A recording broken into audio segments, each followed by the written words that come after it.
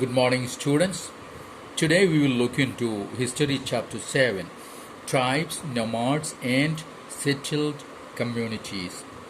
See, over the centuries, important political, social, and economic developments had taken place, but social change was not the same everywhere because different kinds of societies evolved differently. Now, see, in large parts of the subcontinent, society was already divided according to the rules of Varna. Okay, Varna means caste system. In India, there was the Chadurvarnya or the four Varnas. We have seen that earlier. These rules, as prescribed by the Brahmanas, were accepted by the rulers of large kingdoms. Okay, so the caste rules prescribed by the Brahmanas were accepted by the rulers. That means if kings accepted, everybody had to accept. The difference between the high and low and between the rich and poor increased. Under the Delhi Sultans and the Mughals, this hierarchy between social classes grew further. Come to next topic, tribal societies. See, there were, however, other kinds of societies as well. Means apart from these caste societies. Many societies in the subcontinent did not follow the social rules and rituals prescribed by the Brahmanas, means the caste system. Nor were they divided into numerous unequal classes. So they were not divided into different classes. Such societies are often called tribes.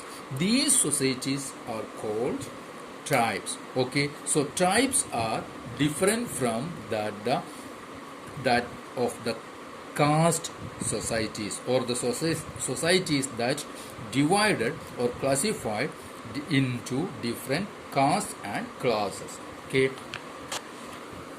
now members of each tribe were united by kinship bonds, means relationship of family or tribe relationship. Many tribes obtained their livelihood from agriculture. So these different tribes which are not under the caste system of the Brahmanas, they were mostly agriculturists. Okay, others were hunter-gatherers or herders. So farmers and herders were these people. Most often they combined these activities to make full use of the natural resources of the area in which they lived.